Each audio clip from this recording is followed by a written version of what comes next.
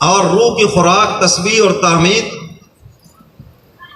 اور دوسرا عالم عالم دنیا، اب تعالیٰ نے یہاں روح کے ساتھ جسم کو لگا دیا، اور تیسرا عالم عالم برزخ قبر کی زندگی، اور چوتھا عالم عالم بقا ہمیشہ ہمیشہ کی زندگی۔ تو عالم ارواح میں حق تعالیٰ نے اپنی قدرت کاملہ سے تمام انبیاء علیہ السلام کی ارواح مقدسہ کو جمع فرمایا۔ 1,24,044 انبیاء علیہ السلام، یہ مقدس اور عظیم اجتماع، اور اس کے مقرر اور خطیب خود اللہ رب العزت، اور جلسے کا عنوان شان مصطفیٰ۔ فرمایا وَإِذْ أَخَذَ اللَّهُ مِيثَاقَ النَّبِيِّينَ، اب تعالیٰ نے اپنی قدرت کاملہ سے انبیاء علیہ السلام کو جمع فرمایا، اور اس عظیم اجتماع سے خطاب کرتے ہوئے فرمایا میرے پیغمبرو، وَإِذْ أَخَذَ اللَّهُ مِيثَاقَ النَّبِيِّينَ لَمَا آتَيْتُكُم مِّن كِتَابٍ وَحِكْمَةٍ، اے میرے پیغمبروں میں تمہیں دنیا میں بھیجنے والا ہوں، اور تمہارے سروں پر نبوت و رسالت کے تاج سجانے والا ہوں۔ تم اپنے اپنے علاقوں کے لیے نبی بنائے جاؤ گے، اپنے اپنے زمانے کے لیے نبی بنائے جاؤ گے، اور تم پر اس زمانے کے لوگوں کو ایمان لانا ضروری ہے۔ فرمایا ثم جاءکم رسول، پھر تم سب کے بعد میرا محبوب آئے گا۔ فرمایا آئے گا تو سب کے بعد، مگر اس کا مقام اور مرتبہ یہ ہوگا کہ وہ تم سب کا امام بن کر آئے گا۔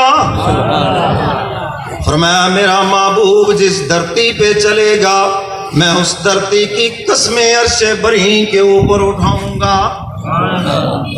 لا اقسم بہذا البلد، مجھے قسم ہے اس شہر کی، اے الہ العالمین، آپ مکہ مکرمہ کی قسم اس لیے اٹھا رہے ہیں، آپ کا گھر بیت اللہ موجود ہے، حجر اسود موجود ہے، مزاب رحمت موجود ہے، یہاں پر حج اور عمرہ ہوتا ہے، آپ اس لیے مکہ کی قسمیں اٹھا رہے ہیں۔ حق تعالیٰ فرماتے ہیں اگر میں نے ان چیزوں کی وجہ سے مکہ کی قسمیں اٹھانا ہوتی، میں پہلی کتابیں تورات، انجیل، زبور کے اندر قسمیں اٹھا دیتا، میں نے اس وقت قسمیں نہیں اٹھائی، آج اٹھاتا ہوں، اس لیے کہ وَأَنْتَ حِلٌّ بِهَذَا الْبَلَدِ، سبحان اللہ، آج میں اس لیے مکہ کی قسمیں اٹھا رہا ہوں کہ مکہ کی گلیوں میں مجھے اپنا محبوب چلتا پھرتا نظر آتا ہے۔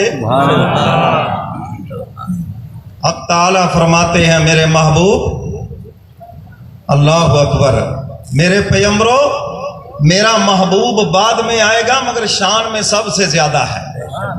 تو اس سے پتہ چل گیا کہ بعد میں آنے سے شان میں کمی نہیں ہوتی، بعد میں آنے سے شان میں، اگر سیدنا علی مرتضیٰ چوتھے نمبر پر ہیں تو ان کی شان میں کوئی کمی نہیں ہے۔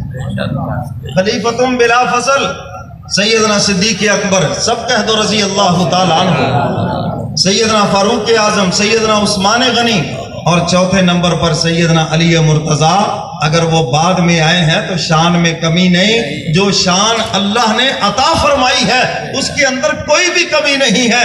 علی مرتضیٰ اتنی شان والے ہیں جن کے بیٹے جنت کے جوانوں کے سردار ہیں، سیدہ شباب اہل الجنہ، اور جن کی بیوی سیدہ فاطمہ الزہرا جنت کی جوان عورتوں کی سردار ہیں، اور خود علی مرتضیٰ پوری دنیا کے اولیاء کے سردار ہیں۔ بعد میں آنے سے شان میں کمی نہیں ہوئی، شان تو اور بھی بلند ہو گئی، کہہ دو سبحان اللہ۔ تو حضور علیہ السلام بعد میں آئے ہیں تو شان میں کمی نہیں ہے بلکہ شان بلند ہے، کہہ دو سبحان اللہ۔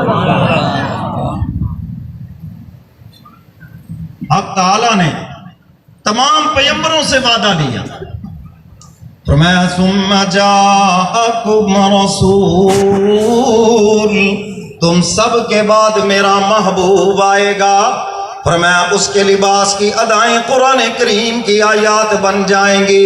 میرا محبوب اگر چادر اوڑھ کر سوئے گا میں عرش سے آواز دوں گا یا ایھا المزمل۔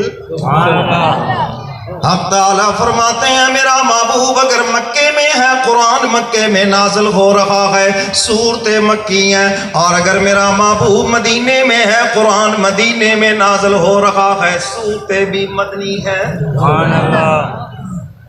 اللہ کے نبیوں نے عرض کیا الہ العالمین ہمارے لیے کیا حکم ہے جب آپ کا محبوب آ جائے؟ فرمایا لَتُؤْمِنُنَّ بِهِ وَلَتَنْصُرُنَّهُ، جب میرا محبوب آ جائے گا تو تم سب نے میرے محبوب کی نبوت و رسالت پر ایمان لانا ہے اور تعاون بھی تم نے کرنا ہے۔ سبحان اللہ۔ عزیز طلباء آپ کو یہ ایک نکتہ دیتا ہوں، اللہ نے یہ نبیوں سے وعدہ لیا، کیوں وعدہ لیا؟ میں اپنے عزیز طلباء سے مخاطب ہوں، یہ وعدہ اصل میں ان نبیوں کی امتوں سے لیا کہ جب میرا محبوب آ جائے سب کی نبوت منسوخ اور میرے کملی والے پیغمبر کی نبوت و عظمت کا ڈنڈکا بجے گا۔ آج اگر کوئی عیسائی ہے یہودی ہے ہم ان سے کہیں گے تمہارے نبی عالم ارواح میں یہ وعدہ کر کے آئے ہیں، اگر کملی والے پیغمبر آ گئے ہم ان پر ایمان بھی لائیں گے تعاون بھی کریں گے۔ جب نبیوں نے وعدہ کیا تم کس بات کی مولی ہو، تم بھی اس وعدے میں شامل ہو اور تمہیں چاہیے تم حضور پر ایمان لاؤ اور تعاون بھی کرو۔ اور انبیاء علیہ السلام نے حضور کی آمد کی خوشخبری سنائی، من بعد اسمہ احمد، عیسیٰ علیہ السلام قوم سے مخاطب ہیں، من بعد اسمہ احمد، میرے بعد ایک نبی آئیں گے جن کا نام احمد ہے، میرے کملی والے پیغمبر کا نام زمین پہ محمد ہے صلی اللہ علیہ وسلم۔ 10 نیکیاں ملیں گی، 10 گناہ معاف ہوں گے اور جنت میں 10 درجے بلند ہوں گے۔ حضور کا نام زمین پہ محمد ہے، آسمان پہ احمد ہے۔ وہ قادیانی بے ایمان جو اپنے آپ کو احمدی کہتا ہے، امیر شریعت سید عطا اللہ شاہ بخاری رحمۃ اللہ علیہ شاہ جی کا جسٹس مرزا بشیر کی عدالت میں اس کا آمنا سامنا ہو گیا۔ اس سے پوچھا کہ تیرا نام کیا ہے؟ کہنے لگا جی میرا نام تو احمد ہے، تبھی تو میرے ماننے والے احمدی کہلاتے ہیں، اور عیسیٰ علیہ السلام نے میری بشارت دی تھی من بعد اسمہ احمد، میرے بعد ایک نبی آئے گا اس کا نام احمد ہے، وہ میں ہی ہوں۔ میرے محترم سامعین کان کھول کے سن لو، ہمارے نبی کا نام احمد ہے اور احمدی ہم ہیں۔ یہ تو بے ایمان قادیانی کانے دجال کے ماننے والے جس کو گاؤں میں گاما کانا کہتے تھے، گاما کانا یہ اس کا نام تھا۔ خیر اس سے پوچھا تیرا نام کیا ہے؟ کہنے لگا جی احمد۔ اس نے کہا آپ کا نام غلام احمد نہیں؟ کہتا جی غلام تو ویسے ہی ہے، اصل میرا نام احمد ہے۔ چلو لکھ لیا اس نے۔ شاہ جی کی باری آئی، شاہ جی نے دیکھو کس انداز سے نفی کی۔ شاہ جی سے پوچھا کہ آپ کا کیا نام ہے؟ شاہ جی فرمانے لگے میرا نام ہے اللہ۔ انہوں نے کہا جی آپ کا نام عطا اللہ نہیں ہے؟ کہنے لگے جی عطا ویسے ہی ہے، اصل میرا نام اللہ ہے، اللہ ہی نبیوں کو بھیجا کرتا ہے، اس کانے دجال کو میں نے نہیں بھیجا۔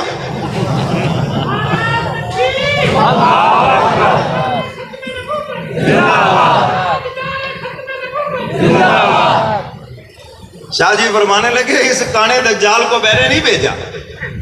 اور شاہ جی فرمایا کرتے تھے فرنگی انگریز کتنا بدذوق ہے، حضور کے مقابلے میں جس کو لے کر آیا ذرا اس کی پرسنالٹی تو ملاحظہ کریں۔ آنکھ سے کانا، آپ کے خیرپور ٹامے والی میں اگر روڈ کے اوپر ایک لائٹ والا ٹریکٹر ہو یا گاڑی ہو تو اس کا چلان ہو جاتا ہے، اور یہ جو نبوت کی لائن پہ چلا یک چشمے گل، یہ تو چل ہی نہیں سکتا یہاں پر۔ اور شاہ جی فرمایا کرتے تھے انگریز کتنا بدذوق ہے، حضور کے مقابلے میں دیکھو لے کے آیا، اور اس کے ماننے والے ملعون، سارے ہی ملعون اور بغیر دلیل کے جہنمی ہیں۔ یاد رکھو غلام احمد قادیانی اور اس کے ماننے والوں کو ہم بغیر دلیل کے کافر مانتے ہیں، کیونکہ یہ آئین پاکستان کے غدار ہیں اور میرے کملی والے پیغمبر کے ختم نبوت کے منکر ہیں۔ اور اس کے ماننے والے کہتے جی ہمارے حضرت بڑے سادہ تھے، جیب میں گڑ بھی رکھتے تھے اور ڈیلا بھی رکھتے تھے، اور سادگی کے اندر سنجے والا ڈیلا کھا لیتے تھے اور گڑ سے سنجا کر لیتے تھے۔ یہ گندگی۔ شاہ جی فرمایا کرتے تھے کہاں میرا محبوب وہ شاہ لولاک، کہاں وہ کملی والا پیغمبر جن راہوں سے گزر جائے وہ راہیں مہک اٹھے۔ حضرات صحابہ کرام فرماتے ہیں حضور جب کبھی ہماری نظروں سے دور تشریف لے جاتے، ہمیں کسی سے پوچھنا تو نہیں پڑتا تھا حضور کدھر تشریف لے گئے، ہمیں تو مہکتی ہوئی گلیاں بتلا دیا کرتی تھی حضور ادھر تشریف لے گئے۔ کہاں وہ کملی والا پیغمبر؟ اور کتنے صحابہ خود فرماتے ہیں ہمارے ایمان لانے کی جو وجہ ہے صرف حضور کا دیدار۔ ہم نے دیکھا، دل و نگاہ نے فیصلہ کر دیا یہ کسی جھوٹے کا چہرہ نہیں، سچے کا چہرہ ہے۔ اور حضور کے رخ انور کے اوپر وہ انوار و برکات جو اور کسی کے ہے ہی نہیں۔ اور کہنے والے نے خوب کہا ہے نا، سرکار دو عالم کے رخ پر انوار کا عالم کیا ہوگا، وہ سرکار دو عالم کے رخ پر انوار کا عالم کیا ہوگا، وہ جب زلف کا ذکر ہے قرآن میں رخسار کا عالم کیا ہوگا، وہ جب زلف کا ذکر ہے قرآن میں رخسار کا عالم کیا ہوگا۔ حضرت ابو ہریرہ رضی اللہ تعالیٰ عنہ فرماتے ہیں کملی والے پیغمبر کو جب کوئی دور سے دیکھتا تھا تو ایسے لگتا تھا جیسے چاند مصطفیٰ کے چہرے میں گردش کر رہا ہے۔ سبحان اللہ، سب کہہ دو سبحان اللہ، اور ساتھ ہی کہہ دو ماشاءاللہ۔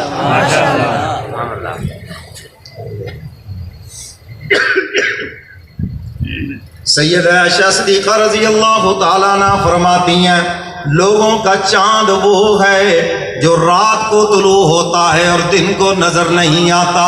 فرماتی ہیں میرا چاند وہ ہے جو رات کو بھی چمکتا ہے اور دن کو بھی چمکتا ہے۔ سبحان اللہ۔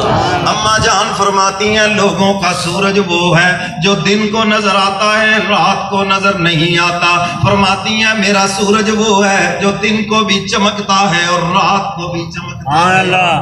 وہ سرکار دو عالم کے رخ پر انوار کا عالم کیا ہوگا، وہ جب زلف کا ذکر ہے قرآن میں رخسار کا عالم کیا ہوگا، اور جس وقت حلیمہ کی گودی انوار خدا سے روشن تھی، وہ اس وقت حلیمہ دائی کے، اس وقت حلیمہ دائی کے گھر بار کا عالم کیا۔ بلند آواز سے نعرہ لگاؤ، نعرہ لگاؤ۔